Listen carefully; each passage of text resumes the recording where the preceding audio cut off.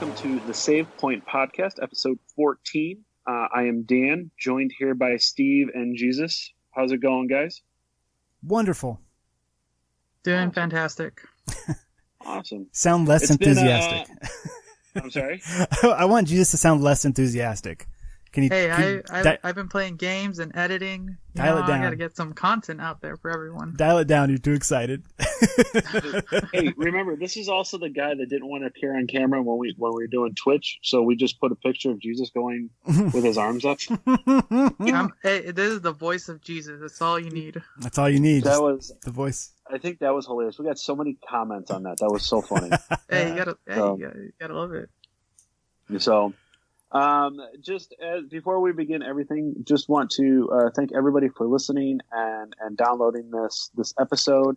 We are just doing wonderful. We love the feedback. We love that people are actually listening to us, because we actually do have downloads. So we just thank our fans that are out there. Join our Discord. Like I say on every episode, the link is right there where you're downloading it at on iTunes or Google or Spreaker or Spotify, wherever it is. You'll be able to find that download code or that download link for our Discord, or even just go to podbean.com, our host site, and you will have that link for us there. I talked about it last week. We want to promote up these guys because I feel that this is a great other podcast to listen to, and that's a podcast about something. I joined them for their second part of the retro gaming aspect or the gaming through time aspect shows series that they're doing. I had a great time for the second part, and we'll be recording the third part coming up in a couple of weeks. So please check them out. They're great podcasts. And you guys have your own podcast also too. You guys have other ones that you work on. So Steve, why don't you remind everybody what the other one that you're on? Yeah, sure. If people like science or science fiction, you can check out the Science Faction podcast at sciencefactionpodcast.com. We talk about science and science fiction every week. Science for half the show, science fiction for the other half. And it's a good time. It's good fun. You learn something and you have some fun. That's what we're all about. I second that. Thank you. And then, Steve, you actually joined Jesus on one of his podcasts as a guest. I certainly did. Right? Oh, yeah. Jesus, what's yours called again?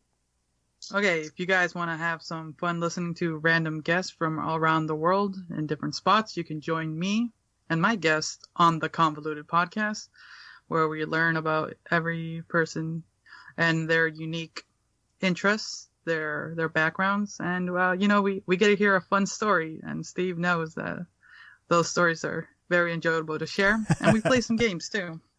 It was nuts, man. It was a lot of fun. I really, if people like either of our personalities, go check out that show. It was like 2 hours of chatting with just all kinds of nonsense. It was great. It was a lot of fun. No, yeah, it's a very fun time talking with random people, and I'm looking forward to trying to get Dan here to appear in an episode. Oh, I'll be joining you. You just got to let me know when, and I'll make sure I'm there. All right, so look forward to that, guys. But let's talk some video games. Absolutely, yeah. Absolutely. Just before we get into that, as you guys can see, this podcast community is awesome. So we don't just have I don't think there's this competition of just listen to ours, don't listen to anybody else's. Go find other podcasts out there, and to be a part of the community, I think is awesome. So thank you guys for plugging yours, and check them out, because they are some great podcasts. There are some great episodes on there. But yeah, video games, absolutely.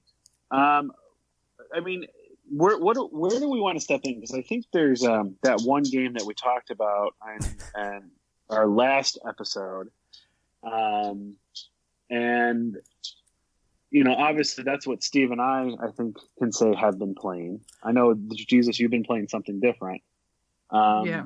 But I don't know, Steve, do you want to start, or do you want me to start on I'll start with you. What was your thought going into Assassin's Creed Odyssey, and what is your thought now about it?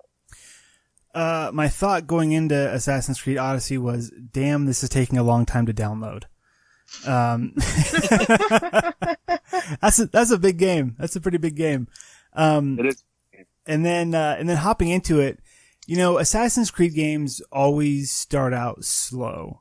They kind of have this nice ramp build up thing. And this one is no different. And so, hopping into it, I knew that I wasn't going to hop in and just start assassinating people left and right. But hopping straight into the Battle of 300 of Thermopylae with Leonidas, that was baller. That was a lot of fun.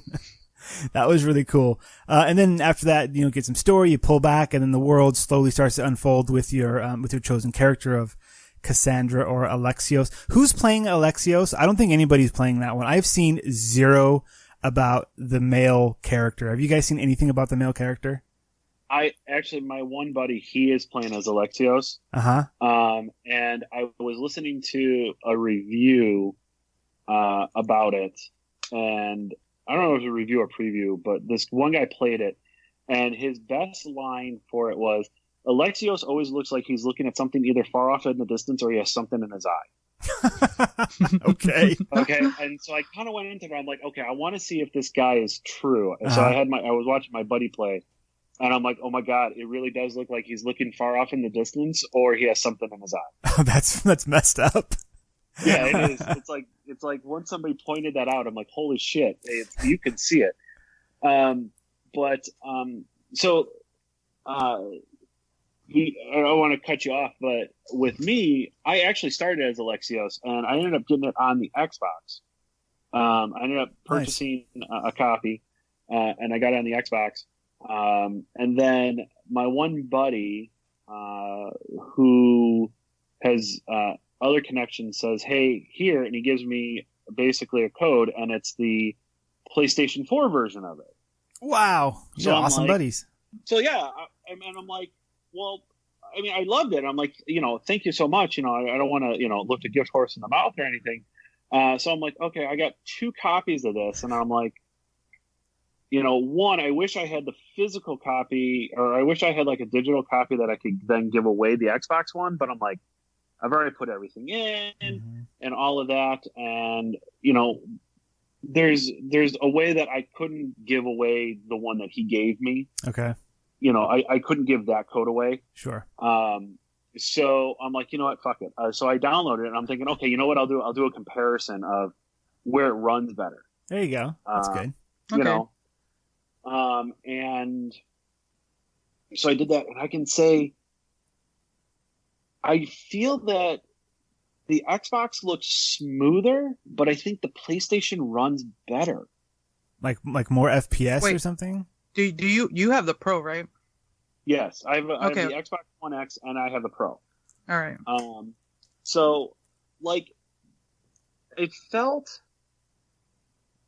like when you would stop in the Xbox One, is like you would pop into the texture. You know what I'm saying? I don't know. It just I don't know how to describe it. It didn't seem like it synced up. Okay. My eyes were diverting, or it just was weird trying to watch it. But then I go to the PlayStation one, and I'm like, why does this look so much smoother? Oh, okay. I'm starting to get what you're trying to say. You know what I'm saying? It's rough around the edges on the Xbox.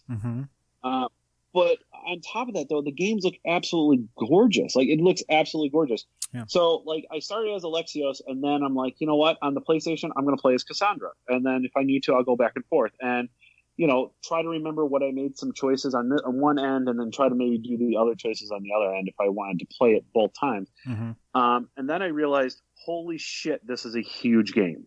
And I don't know if I want to play it twice. No, thank you. It's too huge. It is an enormous game. It is so chock full of content and things to do. It's an RPG, right? This is Assassin's Creed the RPG is what this is. It's not, it takes what Origins did and it evolves it another step in that direction. And I think that's fine. We've had so many versions or kind of, I'm not going to say copies, but a lot of the previous Assassin's Creed games kind of felt like copy paste, right? It's the same kind of gameplay, just a different location. New skin. Yeah, new skin, that kind of stuff. And while they were good games, right? Like if it's not broke, don't fix it, right? Like those were good games and we all enjoyed them. At a certain point, it just gets stale. And so it's nice to see that they went out on the ledge for Origins, and now they've kind of evolved that even more for Odyssey. And while it doesn't drip Assassin's Creed, like there are no assassins and there's no Creed. Still it has that same gameplay vibe, and it's still a world that I want to be in, and it's RPG light. Like I can dig my teeth into a RPG and just, role play the hell out of it. And this one, you back way off. It's light. It's fun. There are a couple of choices here and there. I just got to my first quick time choice where it was like there was dialogue happening and all of a sudden you had two choices and there's a timer just going like just going down real fast. I was like, oh geez, I didn't know this was going to happen. And so that was fun. So it's still surprising. There's still new things kind of popping up. It's a fun game. I just saved it a few minutes ago. And I think I'm at 13 hours I've put into it now. And I just got to the end of chapter 2, which was an achievement that popped up, said chapter 2. So whatever that means. And now I feel like the game just started. It feels like the first quest that the main character was sent on was just completed. And so it's unlocked all the little things that you need to know how to do along the way. And now you've killed a significant person. And now it's like, all right, now the world opens up. Like you've done one of each of all the little things. Now the world is full of them. And when you zoom out on the map, I've been to like 5 to 10% of the map. Like it's just the little bit in the corner, and there's still like you zoom out and you go, whoa, there's like 12 more islands and a bunch more water. There's so much more. I felt like what I've just played, like if it had been like a $30 game, I would have felt good about it. Like I just like had a solid good 15 hour of gameplay. It was a good story. Like it got to a nice, ending where like, okay, you killed a person at the end of the story.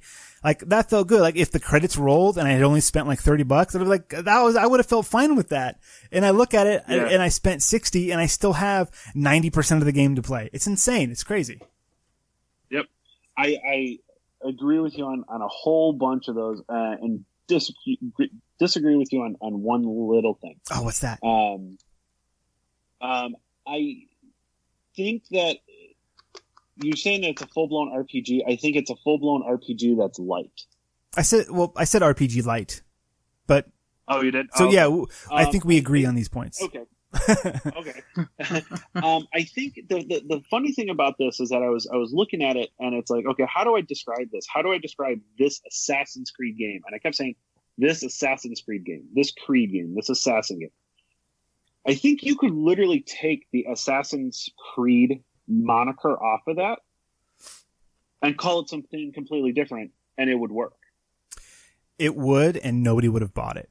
This game, nobody would have. If you would have called this game The Spartan and had the rest of the game exactly the same, it would have been just as awesome a game, and nobody would have picked it up. Everyone like, what is this? The brand name recognition is what did it for this game.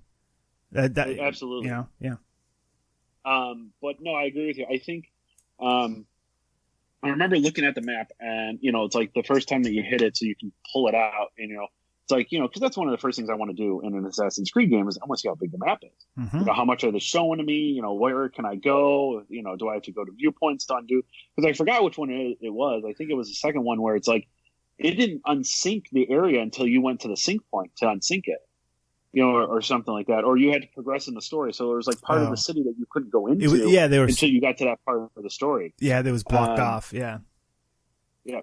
So like this, everything looks that it's completely open and you can go to it. And I'm like, oh, okay. Okay, it looks like a big map, but it's a PlayStation 4. It's an Xbox One game. It's a PC game. It's like, oh, okay. I thought, okay. Yeah. And then it's like, okay, then you start traveling it. Mm-hmm. And it's like from here to here, it's 2,000 meters. And you're like, I went an inch on the screen,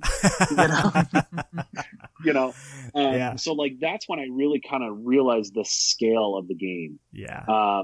And then once again, too, is and I talked about this with Spider-Man, is that it didn't seem like you could walk really far in a straight line. Like you can, But then the sheer thought of being able to just rise and go higher up.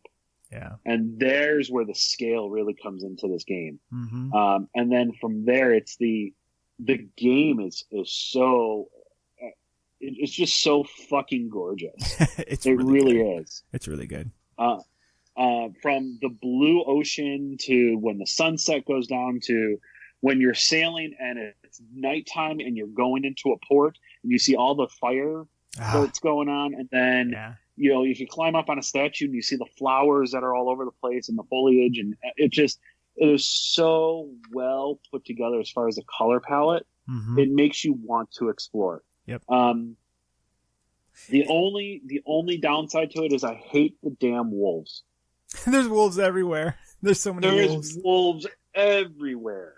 I wonder how historical that was, or how historical that is. I don't know. I just don't know, but it's like, I know that there's been times I've gone up to a fort or I've gone up to a camp and I'm like, okay, I want to sneak in the sunlight here. And it's like, okay, run away, find a damn wolf, and then come back because there's 2 or 3 of them that are going to fuck me up, you know, trying to figure this out. Yeah. Some of the surprises in the story are just absolutely, I love it. You know, from, you know, ending of the Act 1 or Chapter 1, and then the reveal of the other thing that happens. Obviously, we're really trying not to give any spoilers out. Yeah, it's too good. I don't want to spoil it. Yeah, it's too good. Yeah, it's too good of a game to spoil. Yeah. But I mean, just in the beginning of the game, before you even really get into the meat of it, you have 2 huge things that kind of happen. I would even say you could probably throw a third thing in there that happens. You're just like, holy shit. I have to say, I was not expecting the flashbacks. And so, cause you, no, me either. Yeah, you go into the game and you've got this person that you're playing as, and you know, there's a lot of dialogue and you're learning who this person is and blah, blah, blah. And then suddenly you get these flashbacks of, Cassandra or Alexios, depending on how you chose to play, of their childhood. And you're like, oh, like this game is really about this person. Like, intensely about this person. And then the flashbacks, like there's this nice long flashback. I was like, okay, that's cool. But then they keep doing it and they keep like filling in little gaps of the story. And there's, you know, several flashbacks, and then a crazy thing happens in one of the flashbacks. You're like, this is awesome. Like, this is so cool. Going back to the scale of it real quick, I realized, that the scale of the game, because you can have a very large map and have it be empty, right? Like, we've all experienced games like that where you go like, oh wow, this is big, and you get out there and you're like, there's nothing here. Like, I'm traveling in a car or a horse for miles and there's nothing around. But so scale wise, when I first realized like, oh, they're going for like an epic scale, is the first cave that I went into. And I don't remember which one it was, but it was on the first, that first island that you start on. And there, like, I was running around because I was like, oh, I'm just going to run around and explore, find all the question marks, you know, see what all these things are. Is that the one where you have to dive into the pond? Yes. Or you actually go through them? Okay. Yeah. So you dive down and it's like, okay, here's like a little pond and there's like some treasure and you're like, cool. But then you can dive under, and I was like, oh, there's a whole underground area. And then that goes through and you swim through this tunnel, and then there's this cave system. And I was like, where is this? This is huge. Like, I was not expecting this from like a little pond. And this isn't part of the main quest. This wasn't even part of a side quest. This was a thing that I found as I was traveling around. Just too cool. Too cool. And yeah, I don't know. So there's one part of the game where it is, it's introducing you to one of the gameplay concepts, which is there are points on the map where there is a large battle and you can choose kind of which side to play on, and you get rewards, according to which side you join. And so the first time the game does this, it's part of the main story arc. So it's like, okay, you do this, do this, do this. Okay, next thing you do is you go here and you do this battle. I'm like, okay, cool. I go there and I die. I'm like, all right, well, I'm the same level as everyone else. So like, I died really quick. I'll try this again. Died. And I was like, what am I doing wrong? And then a little thing came up like, oh, maybe you should level up some more. And I was like, I guess I need to level up some more. So I was already at level 10, and that area, I believed, maxes out at level 10. So I was like, how do I get higher? And then, so I'm looking around the map. I'm like, okay, every, area, it's just similar to Origins. There are big chunks, of landmass that have, level ranges on them. And so I was like, okay, in a game like this, you'll have like, 0 to 5, 5 to 10, 10 to 15, or, there'll be all these ranges. And so it kind of shows you like the natural progression of where you're supposed to go in the world. Great. So I looked for the next area that I should go to. So I went there, started doing quests there. And I was like, I feel like I need to go back and finish that thing because that was part of the main quest. And I feel like things are not happening correctly where I'm at. Like I'm at a place where I shouldn't be yet. I just kind of had that feeling. Yeah. And I don't know if this is just me or if it was the game, but I felt like I was not gaining XP the way I was before. Like it was gating me or giving me less or something because I wasn't supposed to be there yet. And I got a bunch of gear way above my level. I got level 13, I think up to 15, and I'm level 10, or at that point I was 11. And I was trying to get up to 12. Yeah. I was halfway between 11 and 12, and I was like, all right, I should go back and try that big battle again, I guess, because I'm not really making any progress where I'm at.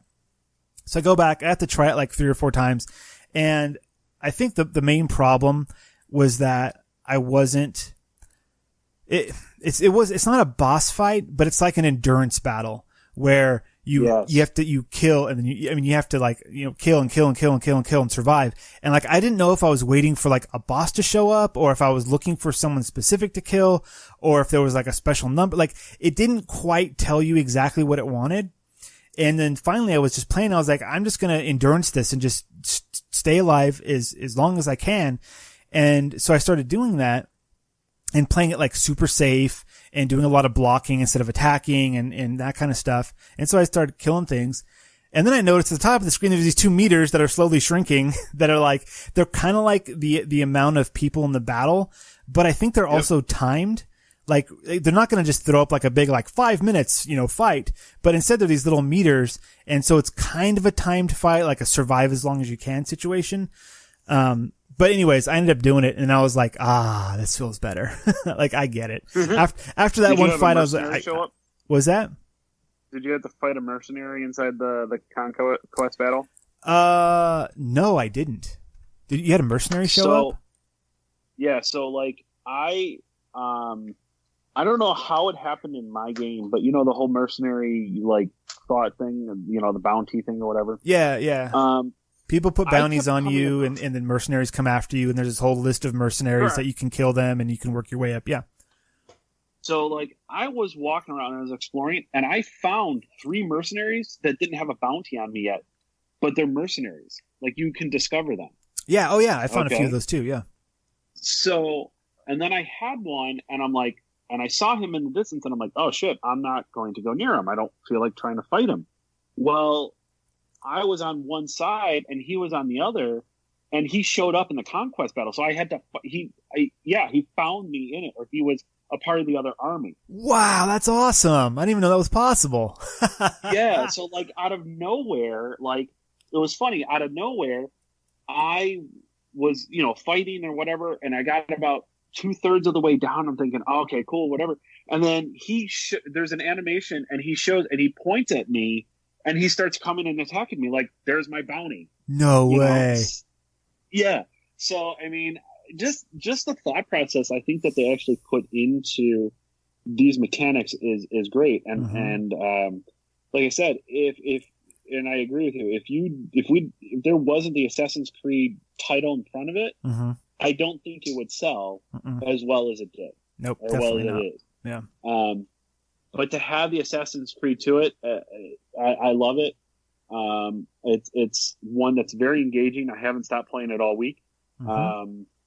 So it's just been, I just can't wait to just advance the story more, and just really kind of figure out what's going to happen at the end of this. This is definitely a game where I'm going to struggle between wanting to rush through the story just because I want to experience it and to stop and look at the world and explore and find things. Have you seen the Snake Temple yet? No, not yet. Okay. Oh yes, I have. Okay. Yes, I have. When I came across that, I was like, what is this? This is amazing. Yes. Like there are so many little things tucked away in the game.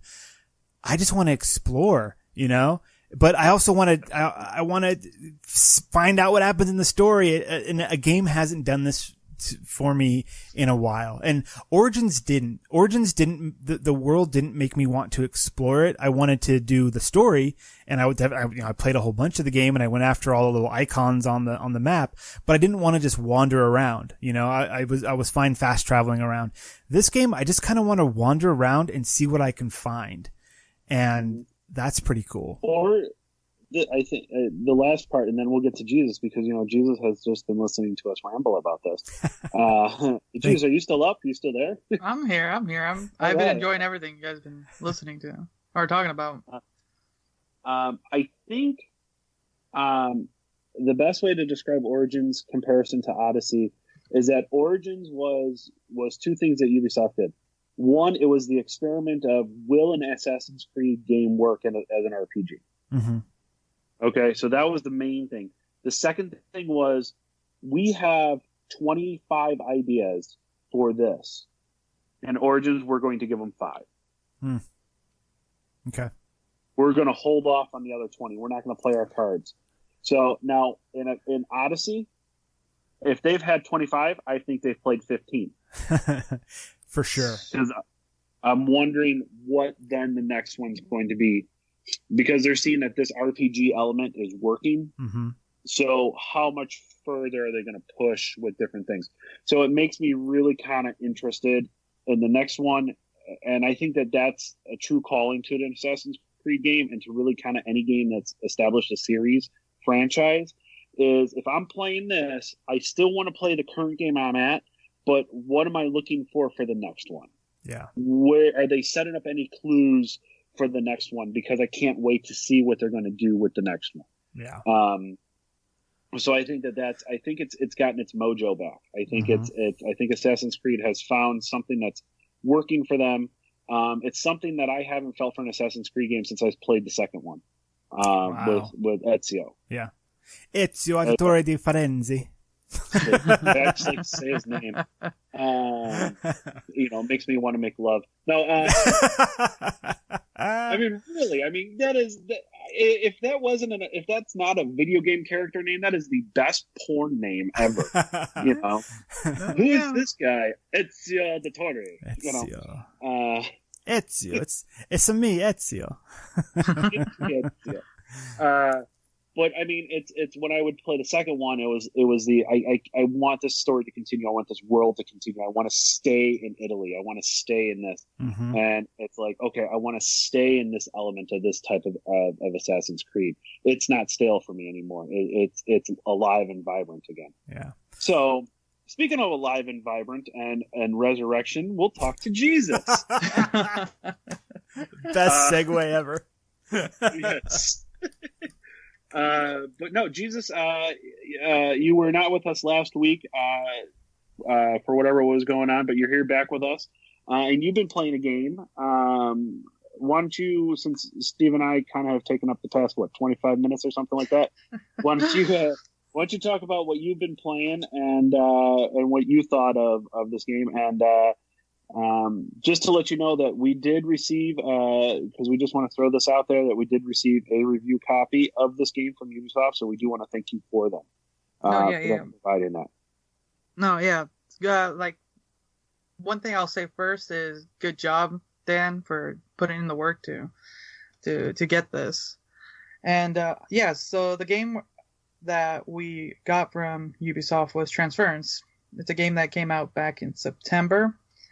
And it's one of the first games I've completely finished in a long time, and it was surprisingly good. I remember wasn't this the game that Elijah Wood came out on E3 and talked about? Yes. This is one of that game that kind of just was so obscure for the trailer and the opening act, I would say. So, and there was really nothing said after that. And the game itself was, the best way I can describe it, it's one of these walking simulators with puzzles and a very deep story. I'm currently working on a review for it, but I don't know. It's one of the few games I wish I set up my VR headset, because this game, you kind of want to be involved in the world. It's okay. It's very. What can you tell us about the game without spoiling anything? Or is that the hard part about trying to describe the game? It's a little hard because it's very story driven. Okay. Because this game is like, it can be a very interesting film the way it's done. Can you what's the premise of it? Like what do you start as? Like who are you? So you play as, actually it's hard to tell who you play as sometimes, because it feels sometimes, so there's a family of three. There's the father, the son, and the mother, and the father develops this technology to kind of like download the conscience, I would say. And you're kind of in this weird, strange simulation, and you're jumping between kind of these different simulations or these worlds. So you're just jumping back and forth from plane to plane, and it's you kind of get a different perspective from different characters, and as you progress through the story, you get to learn more of what's happening, how things got so bad, and how things are trying to get fixed. I know it sounds really obscure, but it's hard. Just trying not to spoil anything. Yeah. Let me ask this. Yeah. Can you describe your first 5 minutes with the game? You boot it up, and like, what do you see? How does this game world introduce itself to you? So when I first boot up the game, you look at this apartment building. I do the walk around to see the world. Like I said, this game is really good for VR because you can look at the world. So I kind of wish I did. And you just kind of walk around. You try to do your first puzzle. They did a good job on puzzles here. I kind of got frustrated a couple times, but it's the way these puzzles are designed. If you just kind of take a moment and sit back, you can solve them fairly easily. They're not too difficult, but some more frustrated people will kind of have a hard time. But it has some horror elements to it. I did get spooked a few times. I am glad I did not have my VR headset on. I would have been freaking out. This game is one of those games I'm glad I played during the day. If I was playing at night and with the lights off, it would have been creeping me out. It does a really good job with the score, the audio. It kind of gives you that feeling of surprisingly nostalgia sometimes, of fear, and they did a good job on that point. Good awesome. deal. Awesome. Is this so? How far did you say you've already finished it? Is it? Okay. So yeah, it's a fairly short game. I'm surprised I finished it in one go. I was gonna stream the whole thing through and through, and I was prepared to, like, okay, I'm gonna go through one chapter, then probably tomorrow I'll do the next, and I went through the entire thing, just shy of 2 hours. Okay. Yeah. Is it? It sounds like it might be like an experience more than a game.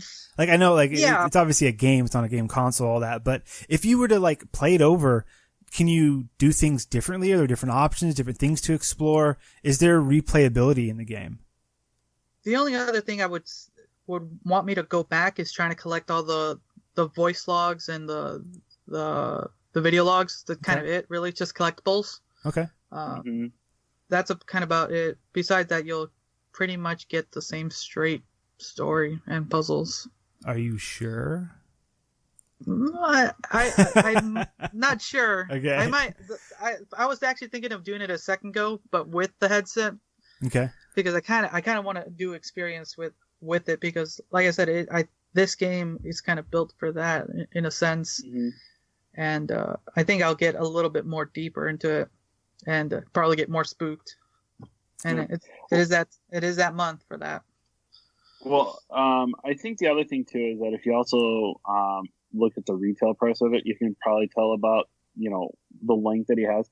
So it's retailing right now at only $25, $24.99, or at least on Steam it's $24.99. So obviously, you are going to probably have either a shorter game or a different development cycle of a game for something that's going to come out at that price point. So so you would say that it's justified being at $25 instead of a $60 game. If it was a $60 game, you would feel that there should be more content. No, yeah. For 25, I would have been more acceptable. That is very well acceptable in my opinion, for this game. Okay. I would say that would be good. Well, that's good. I mean, considering that there's other games out there, No Man's Sky, that would, no, I'm only kidding. Throwing shade. So, well, no, but, yeah. No, that's awesome. You're in the middle of writing a review though for it, so that should be up for us, fairly, in a couple of weeks or something like that, or a week or two or something, or whenever you're gonna finish it up. Yeah, I'll have a mini one ready soon, and then I'll try to write up a little bit more proper one. Sounds good. Within that time, but I'll have something by the weekend. But if you're looking for a good kind of immersion simulation game, or even not, for a little bit of jump scare and a little bit of mystery and all of that, you're recommending. Oh yes, I do highly recommend this one. This awesome. Just from what I've heard about this game, just real quick, something that's rare that doesn't happen that often is a game that you can consume in one sitting. We just talked about. No, yeah. Assassin's Creed Odyssey is going to take us months to finish, just from the sheer size of it. And you can't play something like that with somebody, like on the couch. Not like, pass the controllers multiplayer, but just like sometimes people like to sit with you and watch a game. Like I watch gameplay videos. If you sit down for this like 2-hour experience with Transference, if you sit down with a friend or a significant other or whatever, you're like, hey, let's experience this thing.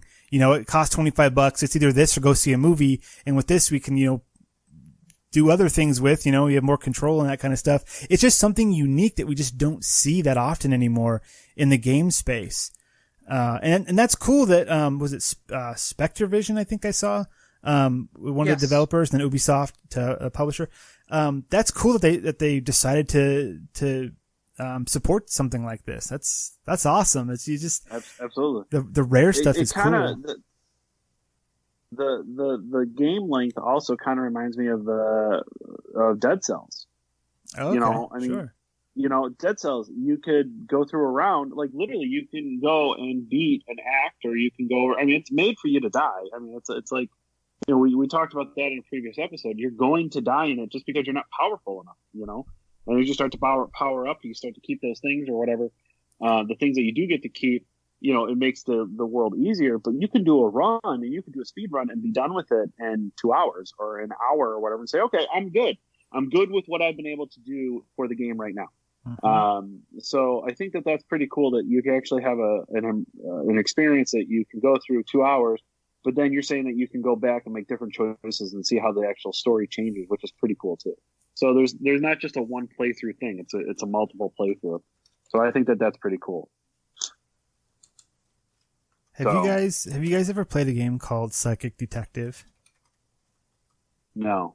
No, it doesn't sound familiar. Psychic Detective, and I just Googled it, and it didn't pop up right away. Oh, there it is. Video game. Wikipedia. Is this it? This is totally it. So it's a PS1 game, or like a PC CD, it looks like. And it was one of those full motion videos, FMV games. I never had a PlayStation. A buddy of mine had this game, and this is a case of you go over to a buddy's house and you watch him play, or you kind of participate while he plays, and you're just this dorky guy, and you just happen to be psychic. And at certain points in the video, you can go into the heads of the other characters, and then the video changes to be from their point of view. And so the main character like goes to this party, and so you can jump around into different people's heads, but the clock is running the whole time. The game world continues to go. Like, every now and then you get like pulled back into your own body because someone like, bumps into you or whatever. And so like, that when you go into the party, you've got like 3 minutes to see as much as you can before you're bumped and pulled back into your own body, that kind of thing. And then when the game's over, and I want to say it was like half an hour, maybe 40 minutes of gameplay. It might have been a whole lot less, and I'm just remembering incorrectly because this was high school when I experienced this, which is so many years ago now. And in the end, it was like, here are the choices you made. And you have to like play this messed up chess game with like some weird Russian guy, and like all the pieces on the board. It's not chess, but it's whatever, some kind of board thing. All the pieces on the chess board, you have to know what they do according to how you experience parts of the world. And so we would go through, and then we didn't understand it, and there was no internet to go like ask, like, how do you solve this? Like, I'm sure now there's probably walkthroughs and stuff of it. But we would just like, let's try to move this piece here, that piece there. And then there would be like a little cut scene of like, you lost because blah, blah, blah. And then it was game over, start again. And then we would just start it up again and make different choices and experience different things. And then one day he was like, we're at school. He's like, hey man, I was playing Psychic Detective last night. And I was like, yeah. He's like, remember at the party how those two people like run off together? I was like, yeah. He's like, I found a way to get in there and you can watch them having sex, man. It's crazy. And I was like, what are you talking about? He's like, yeah, man, you gotta come over and check it out. I'm totally gonna come over and check it out. And I came over to his house and they checked it out. And it was totally lame. It was totally like PG, but anyway, it was hilarious. But yes, Psychic Detective. It was a PS1 game or so according to this, I'm looking at the Wikipedia. It was released on DOS in 95. PlayStation in 96 and 3DO in 96. The 3DO. Yep. So yeah, that's I'm looking at the same Wikipedia page, and it said each game generally took about 45 minutes to play, but it had multiple playthroughs required to cover all aspects of the storyline. There you go. But while you were talking, I was looking it up, and I didn't realize it, but I spelled psychic wrong, and it auto-corrected to Psycho Detective. And I found out that by clicking on that, Psycho Detective, there's a Japanese show called Psycho Detective that's out there. So if you want to check that out, go and check that out. If you want to be on a government watch list, go ahead. It's fine. It's fun. Yeah. Like, I'm looking through this and I'm like, where in the fuck is he finding this damn game? Because I can't find it. What Wikipedia page? And I'm looking, it's Psycho Detective. I'm like, everything's popping up in Japanese. Like, why? That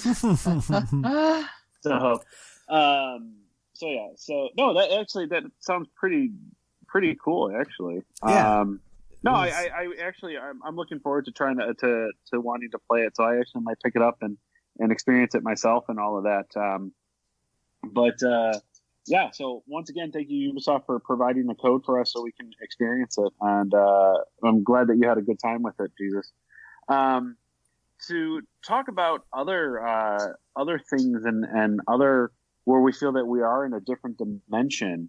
I'm doing really good with these transitions into different topics, don't you think? So good. There is something that was announced that people would think that you would have to be in the Twilight Zone for it to actually happen, and that is coming in 2019. I don't want to spend a lot of time on this, but coming in 2019, you're going to be able to change your name, your PSN name, on PlayStation. And this is a huge deal. Like, this is an absolute huge deal. And there's so many different type of little rules that they're starting to come out with. And I don't even want to try to confuse people with it, but I will talk about just really fast and then ask you guys a very simple question with it. Of what you can do and why it was such a big deal, why Xbox, you're able to do it so easily, but then with PlayStation, you're not. So basically, in Xbox, you have everything tied to your email address. Mm-hmm. So all your purchases through Xbox, your memberships, all of that are all through your email address.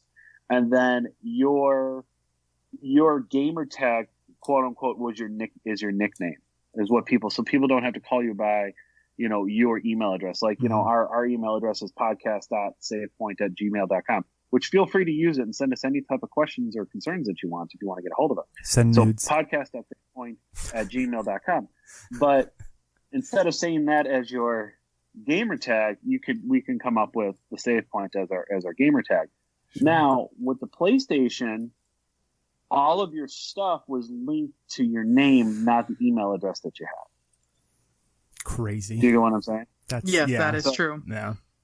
So that's the biggest reason why it's been such a big contention of why do Xbox players get to change this, but PlayStation players have not been able to. And they're saying that it's only going to take effect, and you get your first one for free, and you can revert back to your old name if you want. But and some games will not recognize the new change if it, and just back and forth. And it's like the thing that I'm looking at is, is my trophy stuff going to roll over to that, or am I going to lose all my trophies? And then suddenly because I have close to over 2,000 trophies on PlayStation.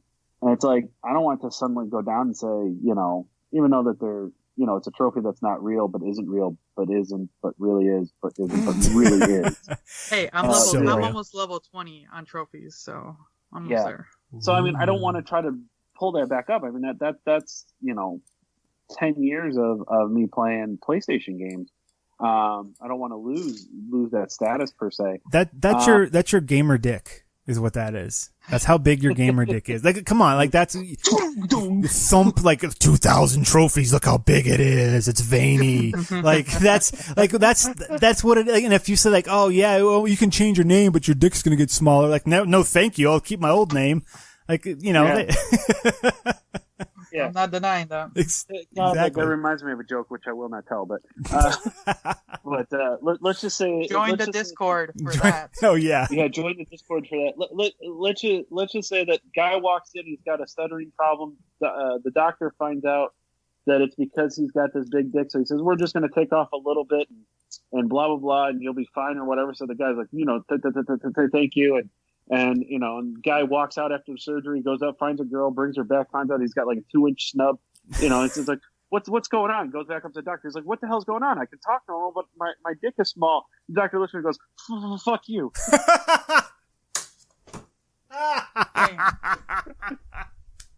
Damn. Wow, that was like a speed joke. That was awesome. Yeah. I've never heard that joke before. That was a good one. I don't know why it's so funny and why I remember it, but it's just fuck you. Wow, we've made a lot of dick references in this episode. But I completely forgot what I was going to... Oh, so the question I have about this is being able to change your name on the PSN, big deal or not really care? Who cares? Personally, don't really care. I'm fine with my gamer tag. But it is a big deal for the community. I've seen multiple stories where it kind of, like I said, like you mentioned, it's all our purchases are tied to that. If I was to lose my gamer tag in the situations I've seen where people have, let's be honest, when we came up with our gamer tags or our nicknames, we weren't that creative, right? Mm-mm.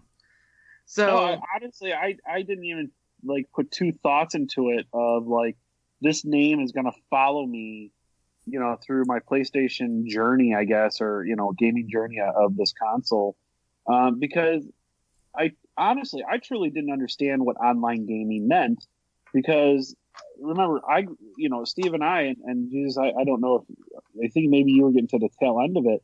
We grew up with dial-up.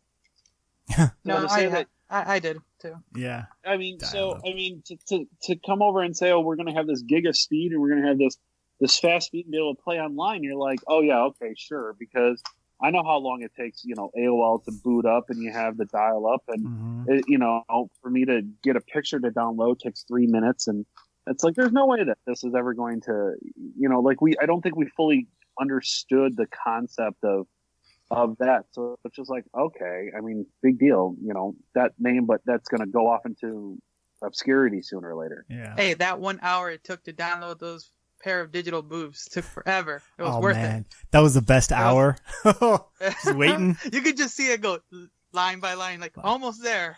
Almost there. Boobs on the Etch-a-Sketch. Go right ahead. They just always come out square. Yeah, when I was making gamer tags, it it didn't cross my mind that this was something that at one day someone was going to need to get my attention online over a voice thing and need to know what to call me, right? My gamer tag, like, it's Steve Zero, but it's stupid leet speak nonsense with like letters and numbers and it's all capital and lowercase, just nonsense. Cause it was just like, it was more like something to see than something to read. And so nowadays when I go on, like, recently when I've been on Sea of Thieves, like some people figure it out and call me Steve. Other people could just figure out the other half of it and just call me Zero. And I'm like, you know, for those people on the PlayStation Network that their name, their network ID, whatever it's called, is something messed up like that and it doesn't make sense in the current gaming culture, that's really cool that they get to change it. And that's awesome. If your name is already something that makes sense, like your card dude 420 or, you know, whatever, it's like, all right, who cares? That's fine. You don't need to change it to 69 car dude 420. Like, nobody cares. But for the day of redemption is at hand for those guys that just hit the default. Their user, you know, their name is user 4969394. Oh, the best ones are like capital X, lowercase x, Shadow Ninja.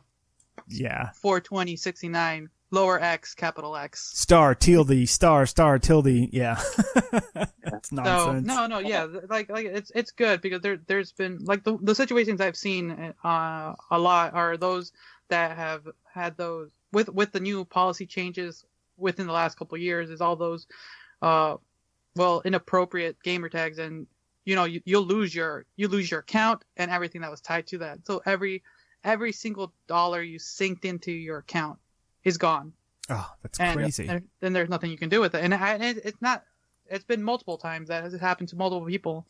And sometimes Sony can't really do anything about it because it's against their terms of service. Well, I will be changing. I know that I will be trying to change my name because my PSN is the only account that I have that's not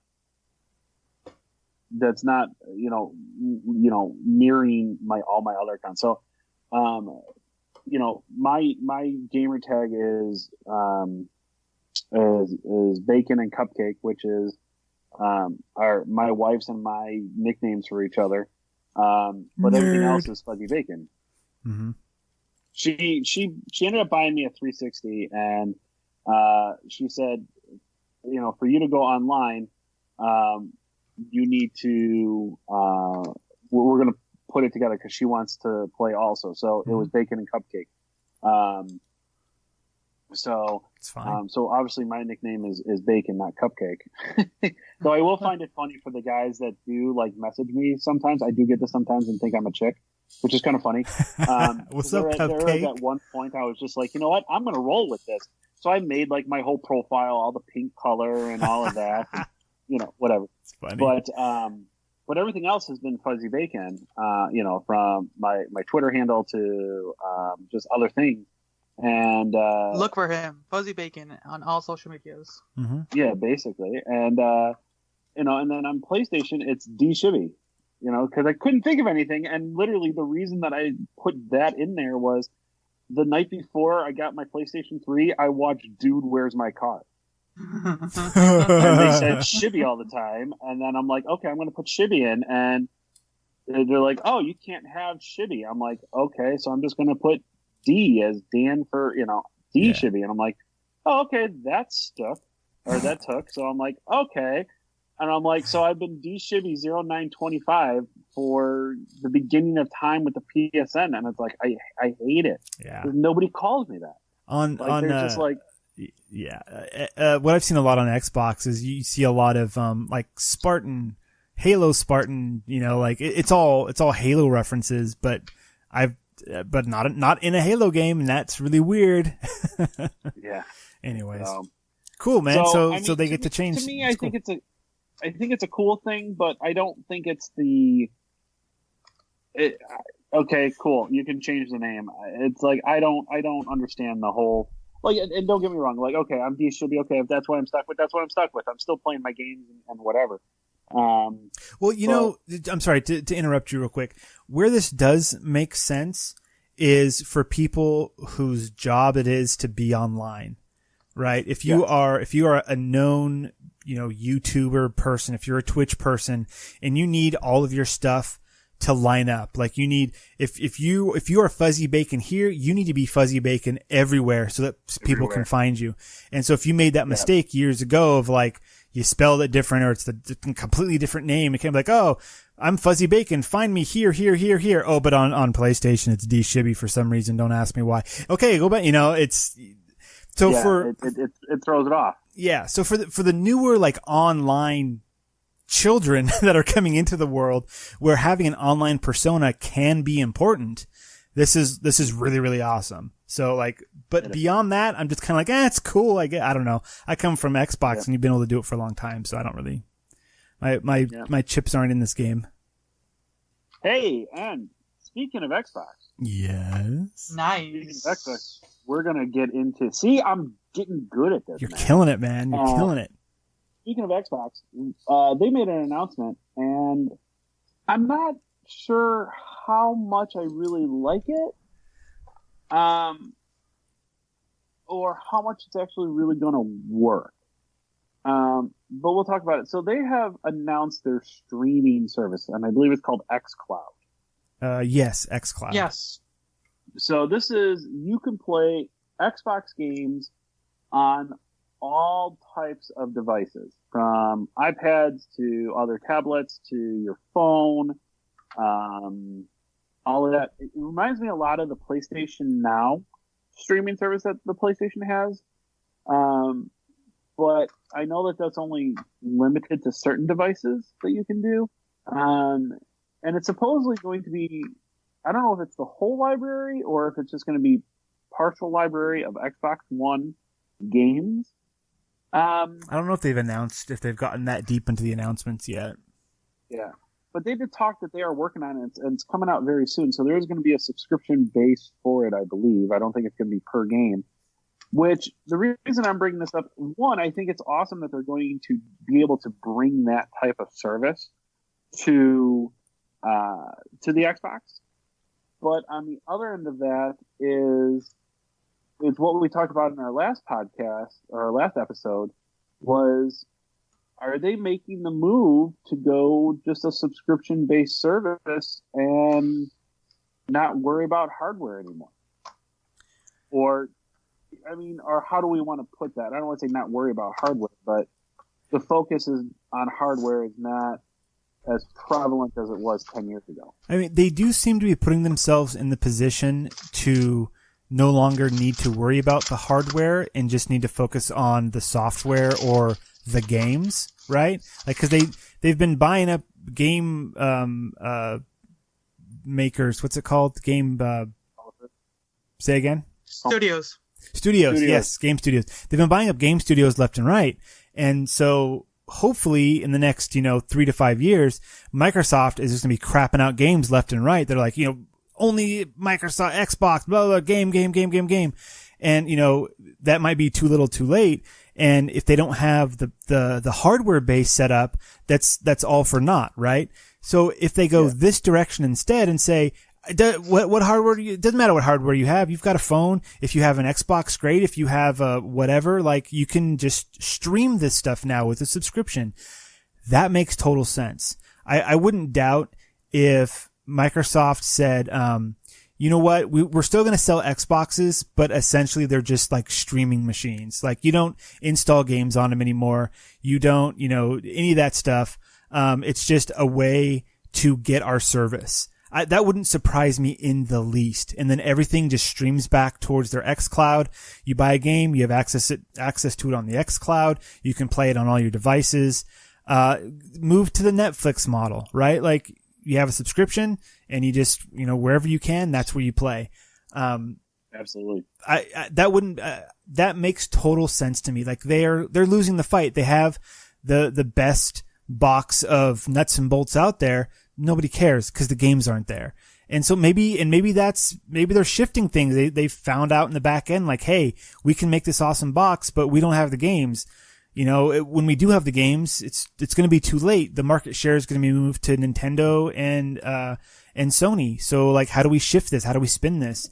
Or even to the point that, I mean, you do have some people, you do have a demographic of people that say, okay, I do want the best and awesomest console, the most powerful console. But then you got what I'm thinking is probably the bulk of gamers that says, I don't care what I play it on, just give me the game so I can play it. Exactly. Yeah. I'll play it on my phone. I don't care. Fortnite. Yeah. Who cares? Absolutely. I mean, that's the weird thing is that you're kind of looking at, Fortnite started out as a completely different game. And this whole battle royal thing was an experiment that they did. Remember, the battle royal was supposed to be a limited time thing. Yeah, it was like it was the bait to get people to buy the real game.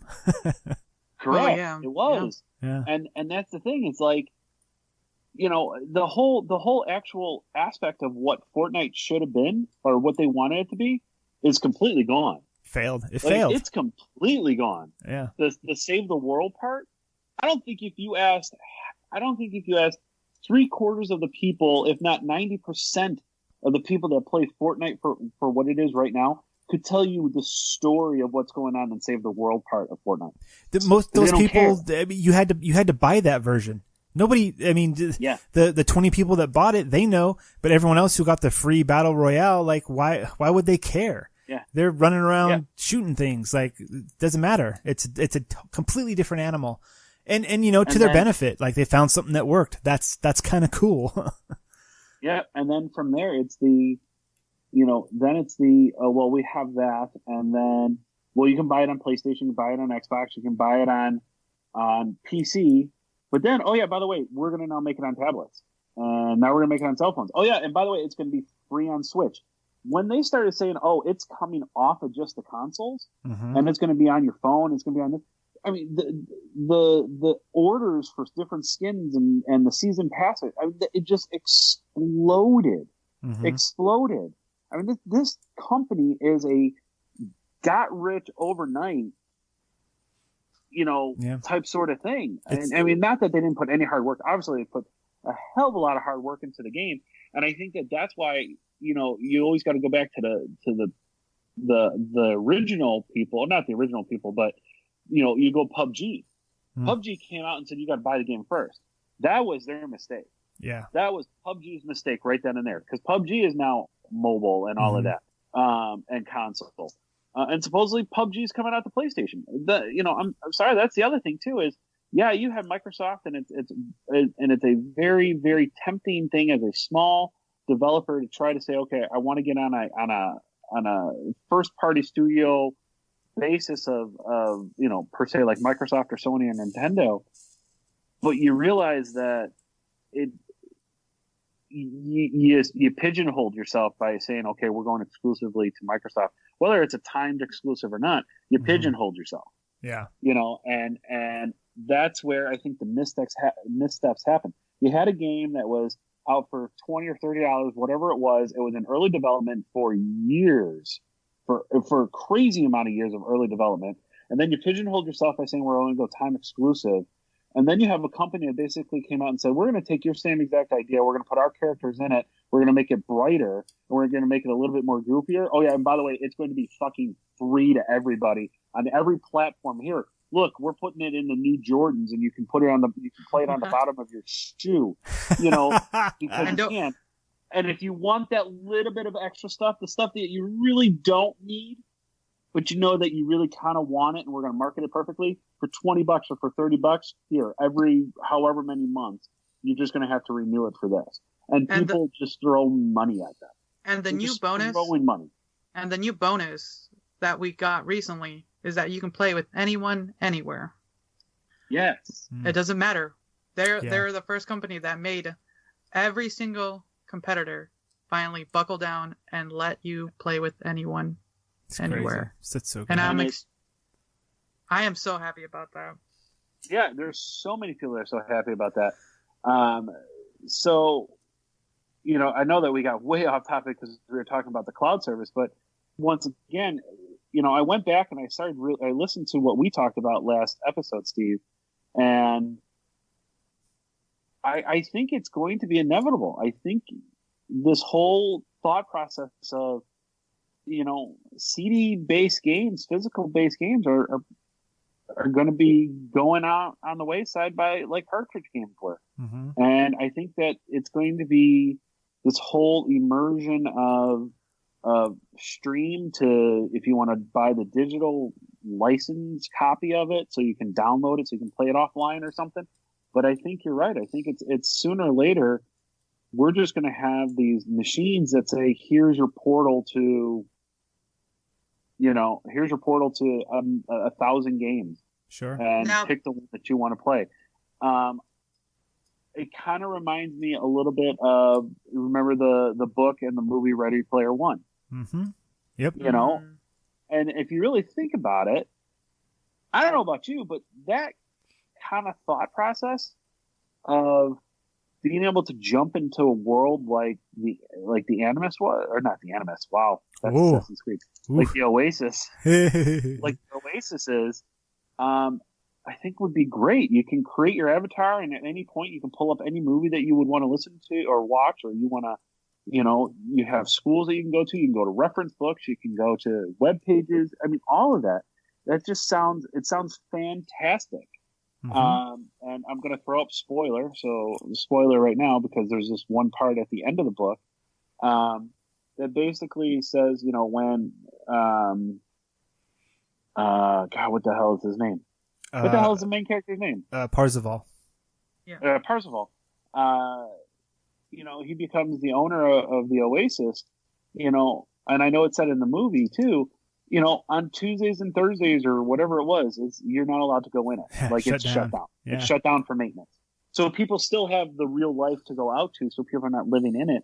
But I do see that type of world. I do see that type of immersion of something happening where it's just everything is just going to combine into this massive database that people, you throw on some goggles or you throw on a TV or whatever it is, and you just throw yourself into this world, and that's what games are going to be. That's what entertainment's going to be. And we're getting there closer every year. Like everything just getting there just little by little. It's something like as kids we loved it, and we were thinking it was going to be sooner. Like we hoped it was going to be sooner, but it was just in our dreams. But it's so much more feasible and tangible now. Mm-hmm. Within probably saying 10 years, it's going to be bonkers. I mean, look at Nintendo in the early 80s to Xbox and PlayStation late 90s. That's 20 years of trying to develop. And then you go 18 years in the 2000s. And I'm telling you, the things that we went from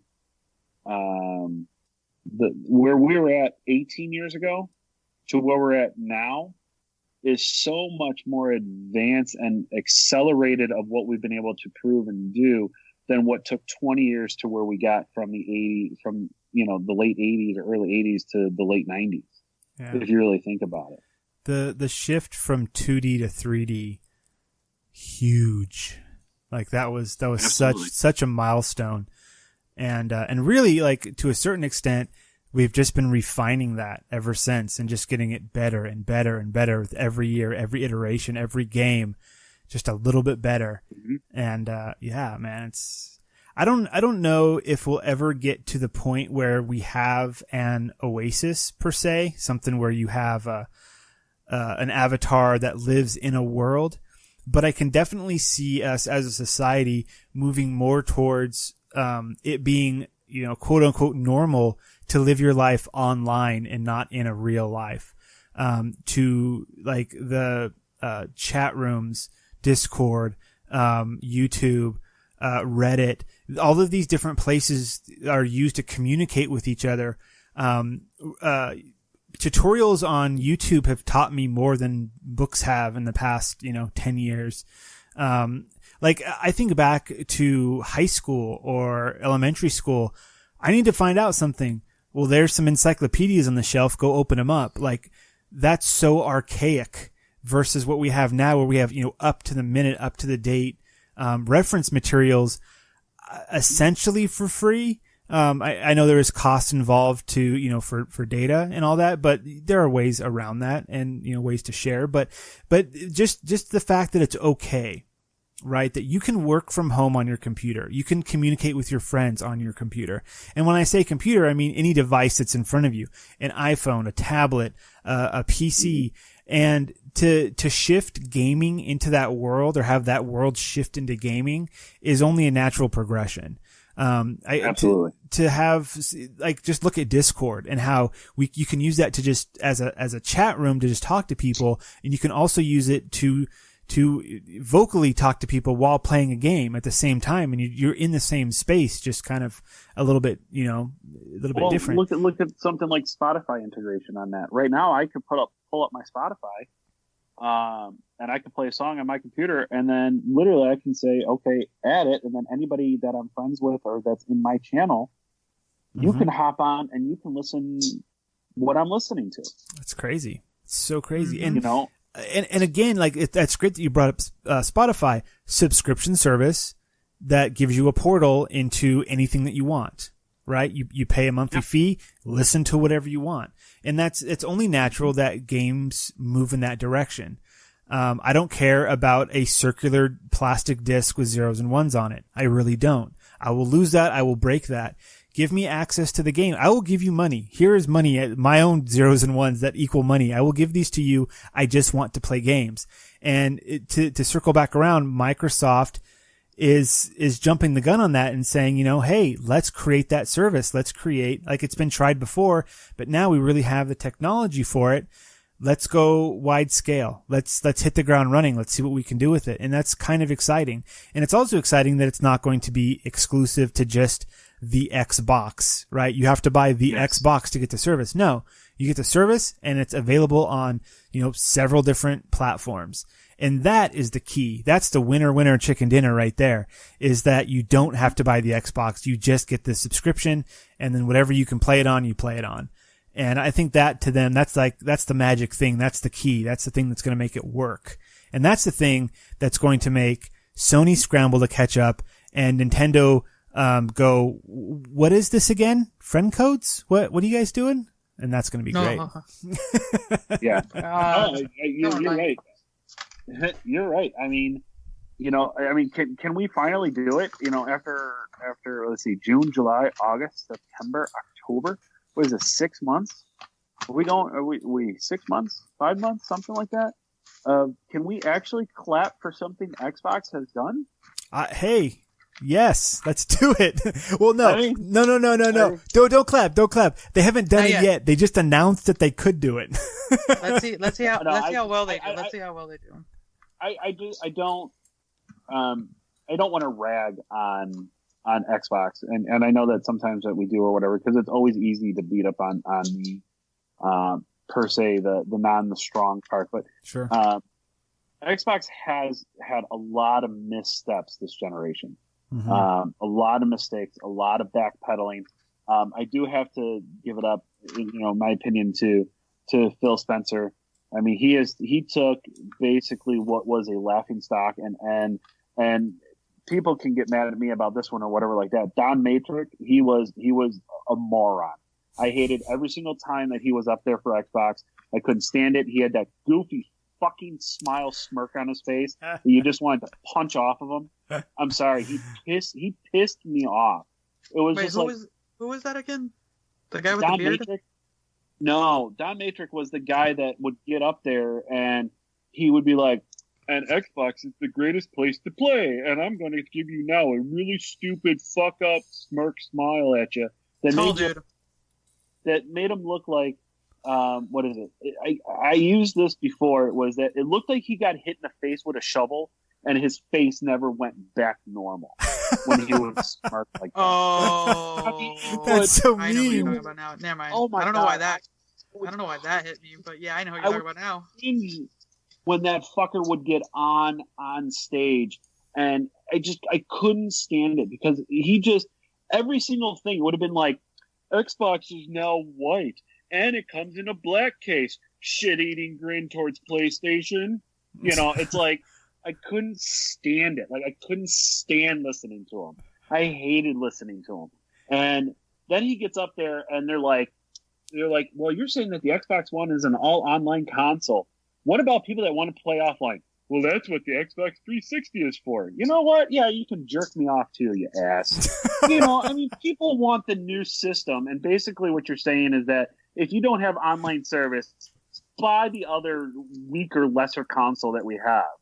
It's like, go, whatever. And this, I think I got up and I danced the jig when I found out that he got fired from Xbox. Like, it was like, so obviously I think I've proven my point about him. But that was Dan's hot take. Dan's hot take. I was gonna say, can you just take a second and tell us how you really feel?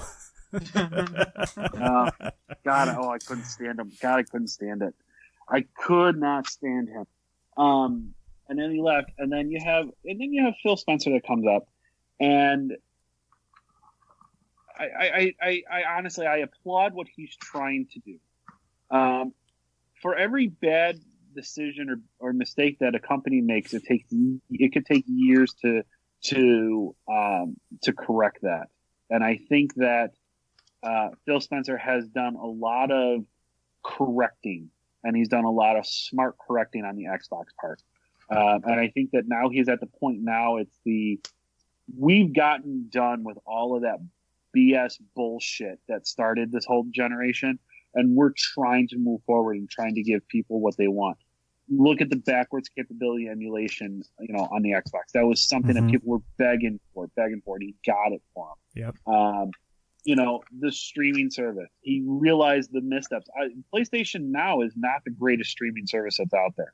It's not. Or everybody would be doing it on PlayStation, and they're not. Mm-hmm. So he's looked at something, and he's a smart enough businessman to say, okay, well, let's see what they're making a mistake with, and how can we make it better? It might be the same type of platform, might be the same type of thought process, but how can we make it the best way of going about this? And so he's really taken the Xbox brand and made it, and really done the damage control that he needed to do. And I think that he's going to be the face of Xbox for a very, very long time.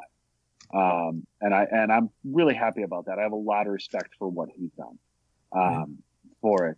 And I think if it works, I think it's going to be a milestone in gaming. I really do. Here, you can get all the games that you needed this high power console for, but you can stream them on a cell phone. Mm-hmm. That's amazing. That's crazy. Mm-hmm. Nice. Yeah. Very excited for that. And especially if all the cloud stuff, your save games go back and forth, all that, typical cloud stuff, all that's integrated. You're on your commute, you're playing your Fallout, and then you go to work, you put that away, you come home, now you want to play it on your big screen, you just start it right up and it just keeps going. Like stuff like that. Like why wouldn't any self-respecting gamer just say, of course I'm going to do that, right? Like it just makes sense. It just works.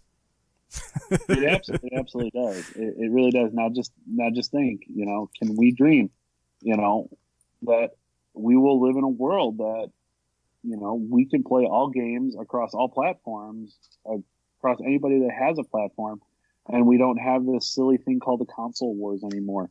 Mm-hmm. Hashtag bring them together. I'm starting it right now. Did you just start a hashtag? I just started a hashtag. Hashtag bring them together. Ooh, I like it. Yeah. But I mean, and I think that if the streaming service does work for Xbox, they're going to have a very, very attractive buying offer for Nintendo and PlayStation and Sony to really look at and say, how can we maximize on this? How can we all make money doing this? Because people will throw millions upon millions, if not billions of dollars at sure, of course, this type of platform to be able to play games. In my opinion, I would. Yeah, I would say sign me up. Well, so recently I did the Microsoft what's it called, the monthly fee and you get games, whatever the service is called. Games with gold. No, that's X-Pass or Game Pass. Game Pass. Thank you. So recently I did Game Pass and I kept it going because it was affordable. And so just the other day I popped on and I was like, oh, look at that. There's a new Forza was released. That's cool. And then every now and then I just hop over to the Game Pass, tab that's on my dashboard now. And I go, oh, it was part of that? I didn't even know. Download immediately. Yeah. And that was super cool. That was like a great moment. That's like when you walk into, people aren't going to get this reference. It's like when you walk into a video store and you're in the movie that you didn't know you wanted was sitting right there on the shelf and you go, oh, look, that was easy. It was just like, wow, it's there. It's available. I didn't even know. Video store. Yes. Video store. People are going to learn what a video store is when they watch Captain Marvel next year because it's set in the 90s. And she crash lands into a blockbuster. So Forza, real quick, I also played Forza this week, or Forza Horizons 4. Is that the full title? I'd never played a Horizons, game. I've played, Forza games before. And, man, I've got a long story about Forza and how it saved my life, but I don't know if I want to tell that story right now we're already at an hour and 20. I can tell that, I'll tell that story next week, but Horizons is cool. I haven't gotten far enough into Horizons to unlock everything, like how it took me 15 hours in Assassin's Creed, oh, now I'm ready to play the game, all the stuff's ready to go. It's still stepping me through and unlocking things. And that's because, one took, 90 hours to download. And two, it's walking you through the steps of it's this race type, that race type and all that. But I've been able to jump in a car and drive around Britain a bit. And it's been a lot of fun. If you're into those kind of games, this is one of those kind of games. And it seems like it's got a lot of potential, a lot of fun, racing time in there. The other thing before we all say goodbye is, I got the, Destiny 2 expansion Forsaken. Second. I did too. Yeah, I've played enough of it. Fine, I did too. Oh, we all did. We're Forsaken buddies. It dragged me back in. It did it. I don't know how, but it got me back in. If Odyssey hadn't come out and if 76 wasn't on the Fallout 76 wasn't on the horizon, I would dive deeper into Destiny 2 right now because it seemed like it's a new game. They refined so much, and I've played so little. I played the intro thing where Cade dies, spoilers, not really, and then one other little main mission, but just the things that they've done to just help the players have fun are just phenomenal. And so that's good. I can't wait to dive back into that. It probably won't be until Christmas time or something until I really have the time to do it because other games have priority. No, you won't. You're gonna be Fallout 76 all day, every day. I'm gonna be 76 and a lot. Oh man. There we go. You gotta start that one. 76ing? Hey man, what'd you do last night? I was 76ing with my old lady. Oh man, that sounds gross. What'd you do to each other? Played Fallout. Wait, what? It was great. Man, there's so much Fallout news dropped, and I feel like we're out of time. Are we gonna keep going? We can cover that. We can cover that on the next one. Okay, because we might get more into this. This might be really good because I heard select people on the Xbox are getting a beta this weekend. So some more information should drop this weekend about stuff, and then next week we can talk about the big event that they held and all the YouTube streamers and all the game places all got to play for 3 hours. And so there's a ton of information now about the gameplay, how it's going to go and all that. So we can cover all that stuff, next week. I think that sounds good. Awesome. Well, I think that will do it for us, this week, on the Save Point Podcast. Make sure to check out the Convoluted Podcast, which is Jesus's other one, and the Science Faction Podcast, which is Steve's other podcast that he does. Find you guys on iTunes and Google and all those fun places and all of that. Awesome. Sure. Check out the episode of why can't I think of it? A podcast about something.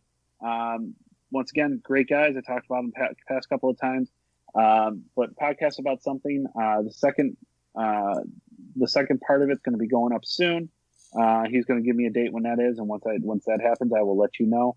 But the first one, I think it's very good. It was very well put together. He did all the editing, Calvin did, and it's very well put together. And if you like football, they talk a lot of football on the podcast about something. So you got that. Once again, join our Discord. You can find the link anywhere on the Podbean site or the YouTube site, or not YouTube, the iTunes site and the Google site, all of that. And I think that will do it for us. So everybody have a good week, and till next time. Good night.